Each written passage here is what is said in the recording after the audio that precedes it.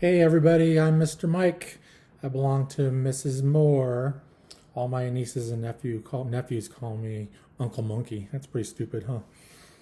Anyways, I'm going to read chapter 10, Garth versus AJ. If you have dogs or cats, you have to be very careful not to let them near Humphrey, Miranda warned the rest of the class when we returned to room 26. You can say that again, I squeaked, but you didn't. I still considered Golden Miranda to be a special friend that I had a very clean cage to show for my weekend, as well as new respect for rubber bands.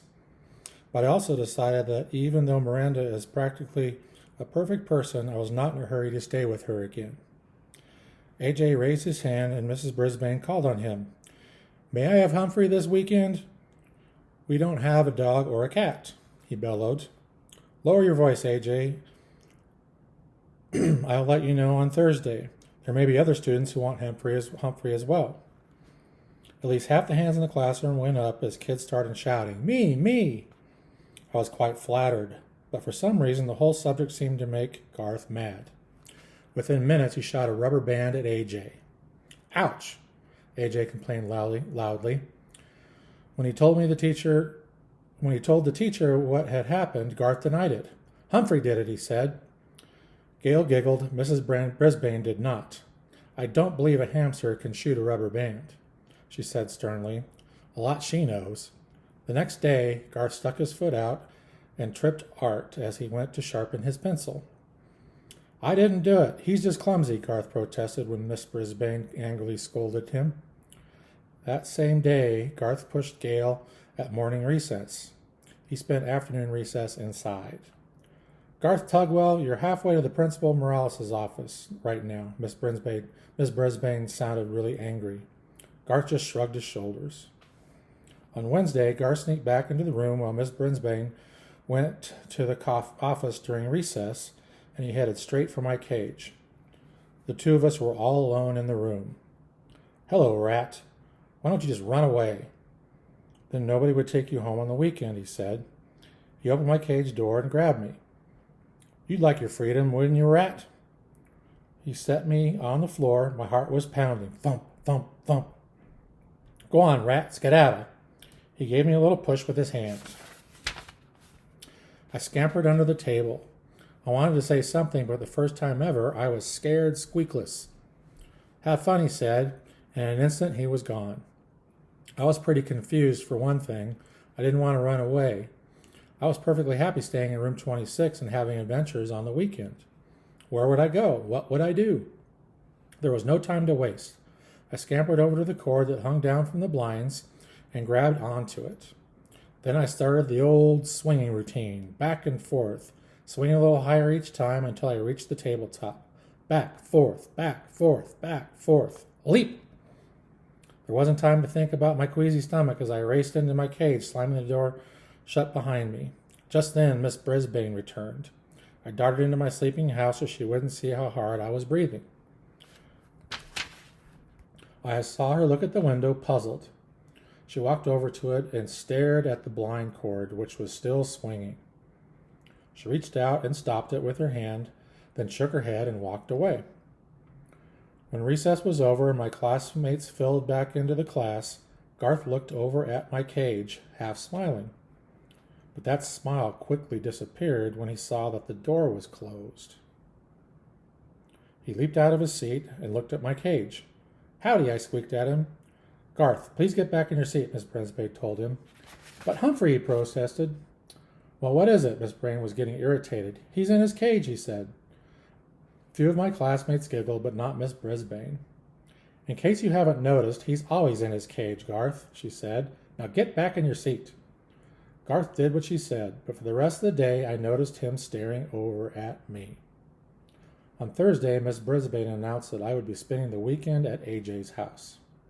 Yes, shouted AJ, delighted with the news. A few seconds later, a whole series of rubber bands hit AJ on his neck, shoulder, and head. Cool it, Garth, yelled AJ, jumping out of his chair. Man, I'm tired of these rubber bands. Garth acted innocent.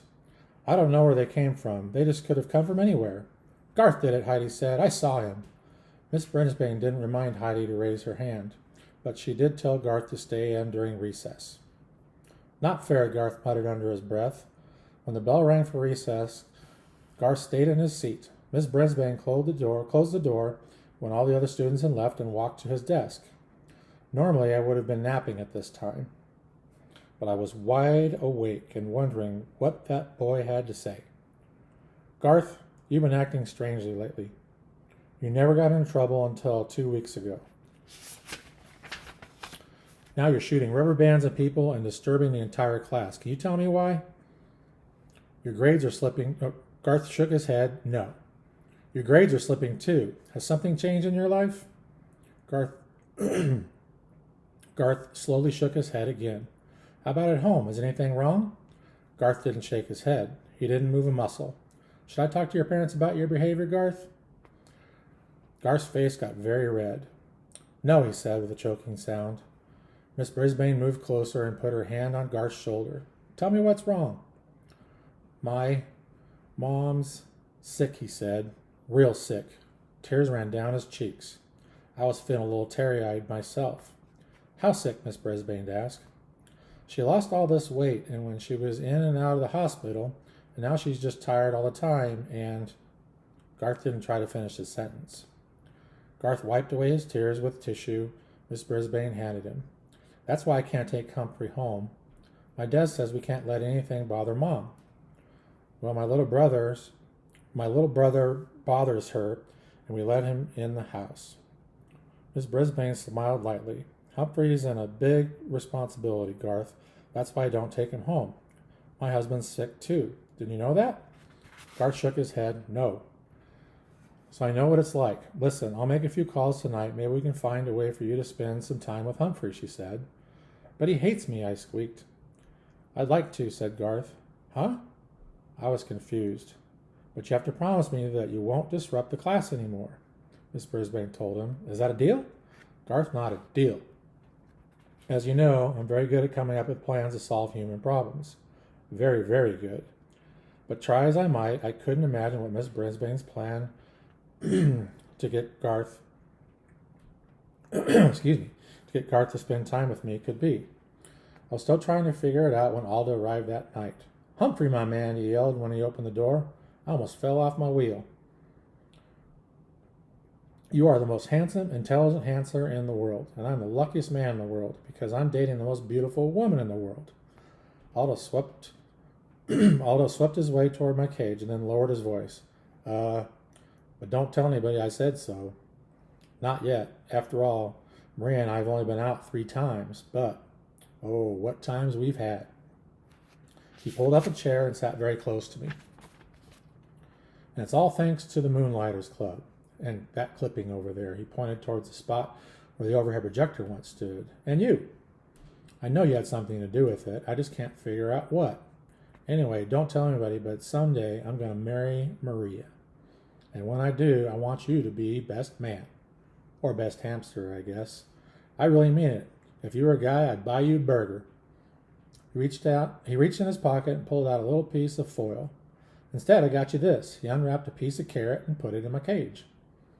Thank you, Aldo, I squeaked. I wish you lots of happiness. I knew you'd be happy for me, Humphrey, Aldo smiled and then jumped up. Whoo, I've got so much energy I can clean this room in half the time. I could climb a mountain and not even get tired. I could conquer the world. He leaned forward and grinned through his glorious mustache. Ain't love grand? If you say so, I replied. I'd never seen anyone so happy before. The only thing that could make me happy would be as if Miss Mac came back. She's not coming back, and I'm still stuck with Miss Brisbane. She's stuck with me. Say, what did you mean when she said she doesn't take me home because her husband's sick?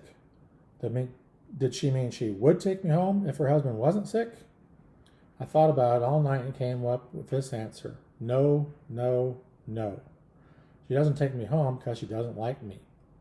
Maybe I'm lucky after all. Tip 10. Hamsters are incredible acrobats and climbers. They seem to defy the laws of gravity. From Guide to the Care and Feeding of Hamsters, Dr. Harvey H. Hammer.